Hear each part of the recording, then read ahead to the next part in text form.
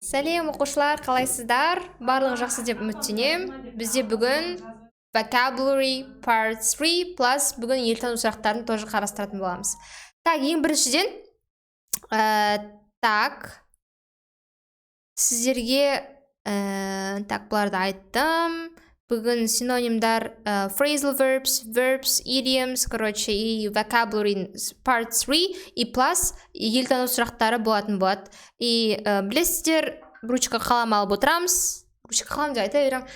Қағазбен бір ручка алып отырыңыздар, себебі бізде vocabulary сабағы болғаннан кейін кейбір сөздерді сіздерге жазып алуға тура келеді. Қандай да бір сұрақтар туындайтын болса, комментқа немесе чатқа жаза берсеңіздер болады. Кез келген уақытта жауап берем. Лучше комментарийға, потому что ана жақта өмір өшпейді, ал чатқа жазсаңыздар өшіп қалуы мүмкін. Так что всегда комментке жазамыз. Любой уақытта сіздерге сразу маған тық-тық деп келеді, сол кезде тық-тық деп жауап беріп жүрем тез-тез. Сондықтан да барлық сұрақтарыңыз бойынша сол жаққа жазсаңыздар болады. Сонымен қатар сіздер не үшін vocabulary деп айтатын болсаңыздар, біз уже 2-3 минуттық, максимум дегенде 10 минуттық видеолармен, нұсқа талдау сұрақтарымен әдемілеп түсіндірілген болатын. Тақырыптардың барлығы топовый тақырыптарды топовый апай сіздерге түсіндірді. Сол үшін топовый аз ғана уақыт кетіріп, соларды қарап түсініп алғыларыңыз келсе, сол жақтан да каналға қарай былай өтесіз, толқай инглишті басасыз. В общем, өтесіз, алдыңызда прям мынандай видео шығады, солардың любойын тағында басаңыздар болады. Вот, сосын балдар, надеюсь, барлықтарыңыз дайын. Сонымен қатар speaking club туралы айтып кеткім келіп жатыр. Балдар уже соңғы 3 орын қалды. Соңғы 3 орынға қалды. Сол 3 орынға іліккіңіз келсе, соңғы, короче, на жақтан Инстаграмда сіздерге жіберіп отырамын. То есть бізде набор закрыт дегенді осы жақтан жіберіп отырамыз. Сол үшін осы жаққа тіркесеңіздер болады, толқылайық.english. Окей? Сонымен қатар топовый бізде тақырыптар, IELTS speaking тақырыптар, education, work, technology, daily routine, leisure time, hobbies, relationship, family and friends, hometown, holiday clothes, style, fashion, food, childhood, sport деген 10 күнде 10 түрлі тақырыптарды игеретін боласыздар. Солар осы тақырыптар бойынша еркін сөйлейтін боласыздар. Сонымен қатар ол жақта самый топовый келетін сұрақтар, сөздер, фразалар қолданылады. Олардың ішінде мысалға attend classes, сабақтарға бару, go to English classes деген оны I attend English classes немесе. Короче, бұл тек қана educationның сөздері. Бұл жерде 5 емес, минимум дегенде 10 сөз. И 10 сөз тек қана жаттамайсыздар. При этом сол жаттаған сөздеріңізді практикалық түрде қолдану арқылы сіздер өмір бойы ұмытылмайды. Сондықтан да дәл осылай сіздер спикингмен, яғни разговорны тек қана үйреніп, жаза бермей, үйреніп, грамматика оқи бермей, именно сөзді сөйлеуді дамыту үшін сіздер сөйлеуіңіз керек.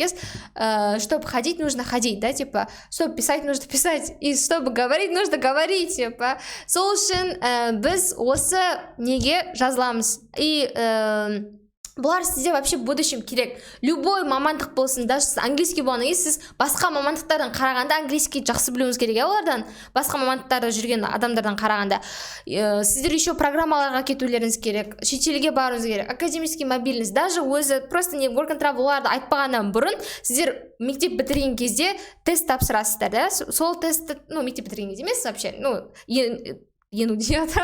универге барған кезде дәл сол кезде сіздер полиязычный группаға өткіңіз келсе, яғни ағылшын тілінде сабақты оқыңыз келсе, көп сабақтарды, в общем, и в дальнейшем, чтобы магистратурада шетелге немесе басқа да, в общем, пландарыңыз бар болатын болса, шетел туралы, немесе вообще алдағы уақытта дамимын, шетел, то есть ағылшын тілімен айтқыңыз келетін болса, в общем, осы жақта барлығы қарастырады. В общем, сіздер для этого нужно сдавать IELTS, да, сол IELTS тапсыру үшін сіздер, конечно, ол секшнның бірі speakingсіз никуда, да.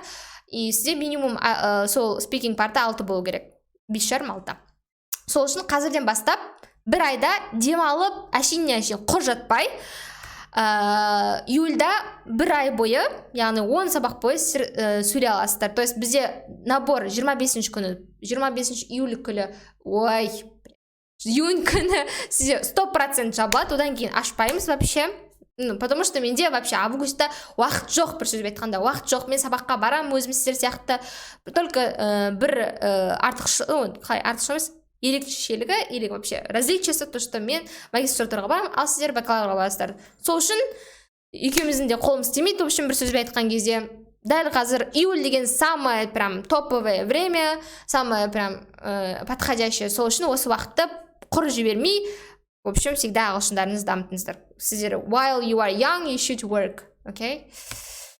Так, бағасын айтып кететін болсақ, ол бастапқы 10 адамға 9999 теңге, ал 30 адам, максимум 30 ғана адам алам, одан больше вообще никак. Жұрттар басқа адамдар айтады, 100 адам емес, вообще 300 адам, 500 адам деп айтып жатыр, ал мен всего 30 адам, топовый 30 адаммен жұмыс жасайтын боламын, потому что маған басқа адамдар болса уже энергия көп керек, и так далее, и так далее. И сол үшін мен самый топовый осы кірген оқушыларды ғана дайындаймын. И дальше маған керек емес, 31 адам керек емес, честно говорю. И в группе будет максимум 5 человек, и біз солар, короче, әртүрлі топиктар бойынша сөздерді жаттап, и соларды спикинг ретінде 3 түрлі парт бар, соларды туралы сөйлесетін боламыз. Сұрақ дайындаймыз, солар бойынша сөйлесетін боламыз. И егер де 10 адамға кіргіңіз келсе, ең бірінші не істейсіз? Осы номерге 1000 теңге брондап жасайсыз, 9999 теңге, и дальше қалған суммасын 25-не дейін төлесеңіз болады. Окей? И потом маған осы тұрған номерге чекті жібересіз, и все.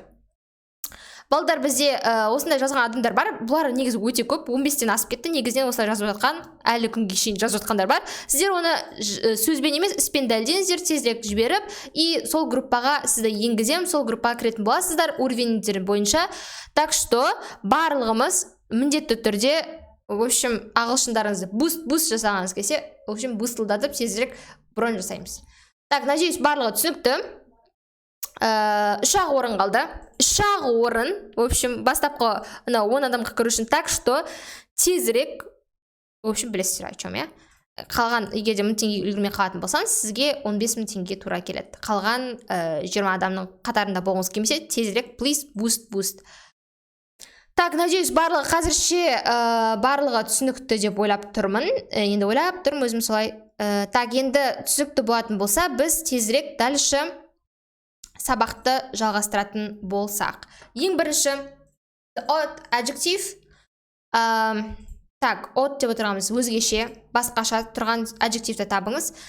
Foggy, барлығына қаратын болсаңыз, y әрпімен аяқталған. Қазақша айтқанда, u әрпімен аяқталған.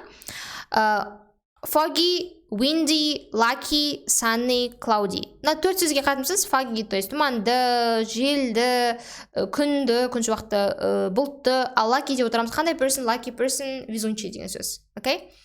Correct preposition. We stayed at a cheap hotel. То есть обычно hotelда at. Ending of gerund, ing. Easy, да? Герундидің окончаниесі ing. Definition of have a sweet tooth. Так, он за так, sweet tooth деп отырғанымыз, бізде көп тәттіні жақсы көреді. To enjoy eating sweet food. То есть sweet деген уже sweet тамақтарды жақсы көреді деген сөз. Дальше the word which is used, it's countable and uncountable noun. То есть екеуі де қолданады. И как саналатын, и саналмайтын болатын болса, бізде бұл glass. Глаз деп отырамыз как стакан, как стекло ретінде, ал стекло материал ретінде болатын болса, біз санамаймыз, ал стакан ретінде біз 1 стакан, 2 стакан айта аламыз. Дальше, the word, odd word, торнадо, цунами, earthquake, drought и suffering, конечно, suffering, потому что қалғанда біріншіден ол ing-мен аяқталып тұр, екіншіден барлығы қалай ауыр емес, қалай табиғат disasters, natural disasters, короче, сондайларға жатады, то есть disasters, you know, yes. Ал именно suffering деген вообще етістік, сол үшін герунди тұрған етістік, сол үшін бұл жатпайды. Дальше, compound nouns, алдыңғы сабақтарда, by the way, бұл 3-ші part, бүгін бізде болып тұрған 3-ші vocabulary, антоним, синоним, короче, phrasal verbs, плюс так, что еще? Idioms-тың 3-ші парты, sorry, 3-ші парты. Алдыңғы 2 видео бар, соларды осы сабақтан кейін қарап алсаңыздар болады. Надеюсь, қарадыңыздар, если что, қарап алыңыздар, потому что ол жақта тоже подробнее түсіндірілген әртүрлі тақырыптар бойынша. И сол жерде бізде compound nouns деген болды. Rainbow. 2 түрлі, то есть rain деген жаңбыр, bow деген мынандай, короче, в общем, smoking. И екеуін қосаңыз rainbow не? Радуга. Вот. Дальше, bookshelf, book деген кітап, shelf деген полка, книжная полка, короче, екеуін қосқан кезде, bed деген кровать, room деген комната, короче, bedroom деп отырғанымыз спальня, короче. Вот, сонда екі түрлі сөзді бөлек-бөлек бөлсеңіз, екі түрлі сөз бар болса, это compound nouns, күрделі зат есім. Дальше nouns, наундар табыңыз деген, тупо просто зат есімді табыңыз деген, discover, heavily, company, decide, village, beautiful, juicy, in tall. Discover деп отырғанымыз бізде ашу бір нәрсені, heavily деп отырғанымыз бізде heavy деп отырғанымыз бізде анда не қиын деген сөз, а heavily деген қиын қылып жасады бір нәрсені. Короче, ол бізде adverb stew болып келеді. Қалай қиын жасады. Окей? ly әрпімен болса бізде stew. На всякий случай ly бізде суффикс stew'дің adverb'дің. Company, you know, компания, то есть бізде бұл noun, yes? Decide деген решить. Village деп отырамыз ауыл, beautiful, juicy, tall деп отырамыз. Бұлар бізде үшеуі де adjective, то есть снесім болып келеді. Сол үшін бізде жауабы company и village. Дальше. The idioms to the definition not at the correct pitch. Not at the correct pitch деген бізде несін тап деген. Идиомасын тап деген. Бізде бұл уже знаете, что? Үшінші немесе төртінші тақау жатырмыз. Сол үшін алдыңғы видеоларын қарап алсаңыздар болады. Бірақ қазірше айта салайын, be out of tune. То есть өзінде болмау, то есть не в себе деген сияқты. Вот. The word concerning the weather, то есть это бізде rainy, foggy, snowy. Қалғандардың барлығы жаңбырлы, тұманды и қарлы. Дальше compound nouns жаңа айттық. Rainbow, bookshelf, bedroom. Жаңа сұрақ. Nouns деген жаңа айттық. Нан вроде айттым, но хотя тағы да айта салайын. Это вот у нас от adjective деп отырғанымыз бізде lucky, потому что қалғандардың барлығы ауа райына байланысты. От word деп отырғанымыз бізде work, profession, job, honest и salary. Honest болады, потому что ол справедливый. Ал work, profession, job, salary деп отырғанымыз жұмысқа қатысты нәрселер сөздер болғаннан кейін олар оған жатпайды. Дальше Айдана қызымызға рахмет айтамыз. Осы жерде Айдана сіздің сұрақтарыңыз жіберілген. Бұл біздің сұрақтар. Вот. The antonyms of safe дегеннің антонимі біз алдын талқылағанбыз. Это dangerous. Irregular nouns деп отырғанымыз формасы өзгеретін. Goose, geese. Irregular болса формасы өзгеретін деген сөз уже. Irregular verbs дегенді білесе, формасы өзгеретін. Мысалы, write, wrote, written деген сияқты. То же самое, irregular nouns деп отырғанымыз, мысалға, жекеше түрлі goose болса, көпше түрі geese деген сияқты. Мысалы, басқа сөздерге, мысалы, owl болса, owls деп s қана жалған салатын болса, ол формасы өзгермейді. Аны geese деп өзі формасы s қосылмай, оның орнына басқа нәрселер ауысатын болса, формасы это бізде irregular nouns деп аталады. Вот. И мысалы ox, oxen, да, oxes емес, oxen. Көбінесе келетін. If child, children, rain қосылады, не childs, а children, да, вот. Сол үшін бізде irregular nouns деп аталады. Дальше the suffix of nouns, то есть noun суффикстардамыз er, так, сосын ism. Вот активизм деген сияқты и так далее. Кстати, Марк Бартон деп отырғанымыз бізде жаңағы сообщение келген. Вот ол классный психолог. Сол психологқа вообще тегін видеолар қараңызыңыз келсе, ютубта Марк Бартон деп жазсаңыздар болады. Арасында сіз депрессия болса, отношения туралы шашап кетсеңіз, білмей жүрсеңіз, в общем, ғашық па емес па біреуде ма, сол кезде соны көрсеңіздер болады. Боже мой. Ну, так оно есть. Қиналмай, короче, кішкене успокойтесь. Надеюсь, сказы ентінің кезінде ондай болмай жүр деп. Короче, бізде suffix of nouns болса er, ism, ness.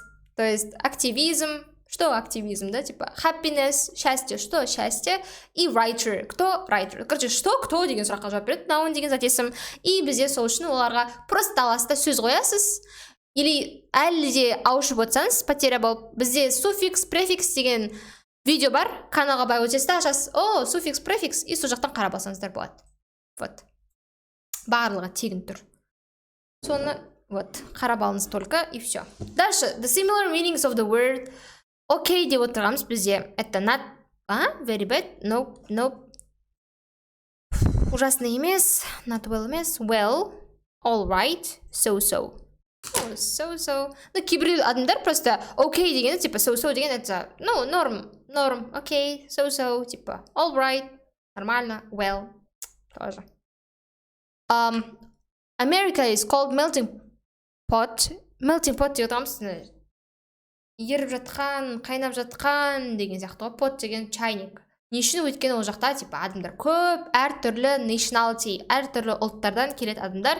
Сол үшін бізде оны melting pot деп аталады Америкада. Білесіздер ме, Америкада қанша ұлт бар? Қанша ұлт бар деп ойлайсыздар, астына жазып кетіңіздер. Менің ойымша, это примерно айтайын ба? 100 деп айтпай қойын. Общий әлем бойынша где-то 145 ұлт бар, иә? Оның 100 емес, где-то 3-тен 1 болуы мүмкін. Ну, 50-ге жетпесе, 40-50 арасында. Maybe. Бұл менің ойым. Ал енді сіз қалай ойлайсыз, тоже let us know about it, okay? Дальше, the correct pronoun. Пронаунның қайсысы дұрыс? I'll never forget. Так, ана өткен шақ so деп тұр, ego деп тұр. Значит, this емес, that. Тот деп тұр, но өткен шағы, this'тің өткен шағы that. Даже просто обычный this деген сияқты сөздердің өткен шағы бар. This, это that, окей, өткен шағы. Вот. Егер білмесеңіз, ол же біліңіз. This-тікі, this деген бес әріптікі, в общем, тоже бес әріп, бірақ о әріпмен.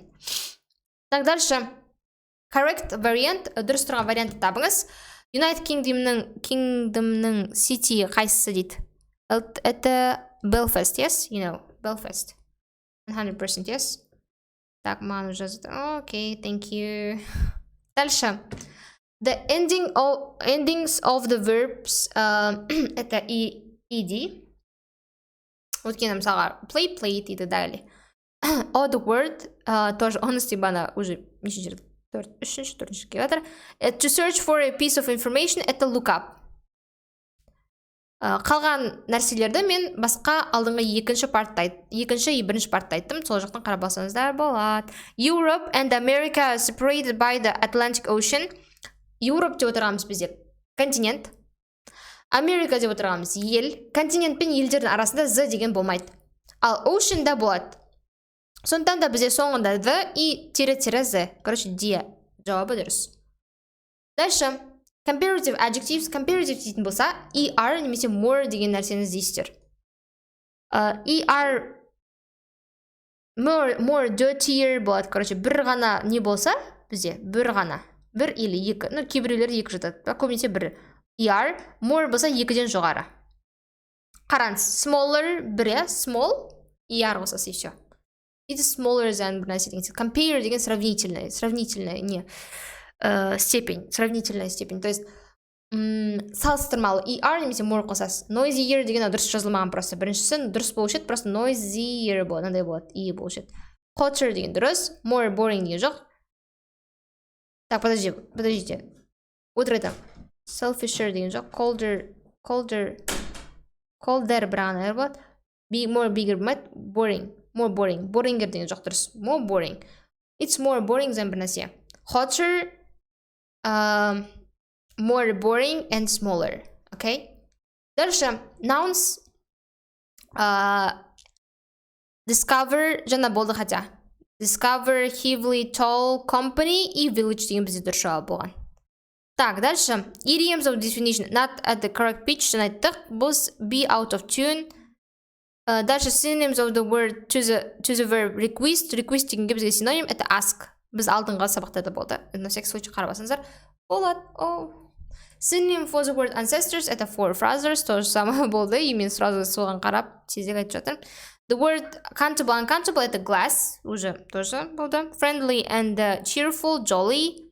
What happened in the past десе біз өткен шақ это used to live in current. Потому что used to дан кейін verb one тұрады. Ал мына жерге қарайтын болсаңыз, will use деген керек емес, use деген керек емес, get used to working болса, ол nope. Именно алдында to be-сіз, get-сіз, to use it, потом to verb one болу керек. Verb one дедім, мысалы, live, leave it емес, leave деген сияқты. Дальше comparative adjectives, жаңа біз айттық бұны. Suffix, the suffix of nouns, nounның суффикстары, это бізде ness, ism, er. Жаңа айттық тоже. Not the correct pitch білесіздер уже. Be out of tune. weather'дікі білесіздер, snowy, rainy, and foggy. Person who does a job, correct, white collar. Не үшін тез айтып жатырмын? Өйткені бізде алдыңғы сабақтарда и бүгін тоже айтылып жатыр. Қайта-қайта соларды тезірек көзбен жүгіртіп шығарып жатырмыз. Өйткені қайталаған кезде сіздер уже сразу жауаптарын таба аласыздар, мен сияқты тез-тез. Аружан тоже рахмет. Так, бізде quickly деп отырғанымыз, бізде тездің синонимі fast. Different meanings of phrasal verb take up'тың басқа да different meanings'тарын табыңыз.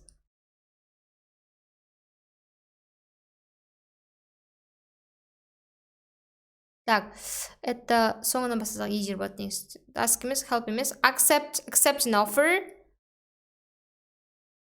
И start doing something as a hobby. То есть новый бір нәрсені хобби ретінде бастау. For example, I take up dancing. I take up dancing. I took up dancing 3 days ago. Типа мен билеуді бастадым as a new hobby. То есть новый хобби ретінде бір нәрсені бастау. Дальше synonyms for the word ancestors уже forefathers дегенді айтып кеттік. И white collar деген это бізде білесіздер уже айтып кеттік уже. Алдыңғы сабақтардан қарап алсаңыздар болады. Так что алдыңғы сабақта уже көреміз. Антоним to the word borrow деп отырамыз. Это антонимы lend. Borrow дегеніміз біреуден қарызға ала тұру, lend қарызға беру. Қарызға деген уақытша, то есть. Почему қарызға? Уақытша беру, да? Мысалы, I may lend my pen right now, типа мен қазір Зияр апаға өзімнің ручкамды бере тұрам. Lend. А ол borrow жасалады. Ол уақытша ала тұрады. Это не только қарыз, да? И қарызға да, ақшаға да, и затқа да. Бір нәрсені уақытша бересің и обратно қайтарып аласың. Короче, temporary to give somebody like something temporarily, то есть уақытша ғана. The noun'ды табыңыз, это choose. 100%. Usually, seldom, rarely, sometimes деп отырамыз бізде adverb. Adverb of frequency еще. Жиіліктеуі. Дальше, the odd word dress. Потому что қалғандардың барлығы неге айтқан? Desk, bookcase, cupboard, wardrobe деп отырамыз барлығы. Шкаф, мынандай, короче, жиһазды заттар, да? Ал dress деген киім. A little knowledge is dangerous. Аз білім болса, ол вообще опасно. The definite article is not used with names of. Okay, great. Galleries. Wait, sorry, isn't used деп тұр екен ғой. Isn't used. City, подождите. Қолданбайды, cities да қолданбайды. People да. И неде? States да қолданбайды. Потому что people болса group of people болу керек. Not people are groups of people. Дальше. Adjectives. Giddy, moon, love, friendly, few, hobby, instead, herb. Adjectives ішінен табыңыздар. Обычно y-мен бастау. То есть snowy, cloudy, немесе rainy деген сияқты. И giddy. Бізде так, moon, love, friendly. Қандай friendly? She is friendly. Так, friendly. Ол дружелюбный тоже. И так, instead of something, то есть вместо деген қай? Орнына деген сөз вообще аджективқа жата ма? Снесімге жата ма, апай? Орнына деген сөз. Бір нәрсенің орнына. Да? Қандайға жатпайды ғой? Сол үшін бізде жауабы. Few, by the way. Few деген бізде аз деген. Қандай аз, я? Количество. Қанша емес? Қандай аз, да? Қандай аз. No, I think so. Сол үшін бізде жауабы A, D, and E. Егер келіспейтін болсаңыз, айтып кетсеңіздер болады. Конечно, it's your opinion, always. Opinions might be true. It should be backed up by evidence. Все, дальше. Exceptions in the plural form. Geese, oxen. Еще, да? Вроде я не вижу. Mice. Mouse, только mice. Дальше. Comparative adjective. older ғой 100% ER қосылады, немесе more. Ақерке ханым, сізге сіздің сұрақтарыңыз. Екі презентация қапты. The synonyms of the quickly деген отырғанымыздың синонимі қандай? Бізде quickly да fast, және айттық, a little knowledge is dangerous. Noun forming suffix бізде зат есім тудырушы суффикс бізде так, meant. For example, development деген сияқты. Development. Видите? Outerный жерде. Так, что еще можно? Ну, короче, любой meant қосасыз, и все. Это бізде nounның суффиксы. Ал ly деп отырғанымыз adverb. Now деп отырғанымыз adjective. Ой, adjective. И now ненікі айтайын ба? И adjectivтікі. И verbтікі, короче. Екеуіне что. Wooden десе егерде adjective, ал blacken десе verb қарыштады, в общем. Comparative adjective обычно бірақ бұны етістікті деп береді, енді да verbті қарыстырады. Comparative adjective сөйлеміз older, ER қосамыз. Бағана айттық біз бұны сұрақты. They are very так. Loving, badly, well, bad. A lot of supports болса поддержку береді well family. Okay? А подождите. Қандай family? Well, good family. Well family. Well, не, подождите. Жақсы көретін loving family. Lovely дейміз. Почему loving family? Так. Сейчас. I'm a loving girl. I'm a loving family. We are a loving family. We are well. Good family. Well family. Actually, well деген нәрсе бізде adverb. Но при этом, мысалға андай, how are you? Десе, I'm well. И нет, это не C, а A. Loving family. Бір-бірімізге support береміз, бір-бірімізді жақсы көреміз. Скорее, мынау adverb түрінде, істеу түрінде, сол үшін бізде жауабы loving. Қандай family? Loving. Loving деп отырып, соны жерде participle one. Қандай деген сұраққа жауап береді. Жақсы көретін. Окей? Дальше. The antonym of to borrow. To borrow дегеннің антонимі это lend, ақша бере тұру. Дальше. She isn't as young. То есть бізде as дегеннен кейін ортасында бізде етістіктің adjectivтің бірінші формасы тұрады. То есть er, est қосылмаған. Old, young и так далее. She, he, it деген жоқ. Is болса he, she. Дальше adjectivесін жаңа айттық. O деген pronounced as a деген months, carrot, money, swallow, concert, hobby, glove, үшеуі жатады. Болдар, әзірше осы. Тыңдағандарыңызға рахмет. Бай-бай.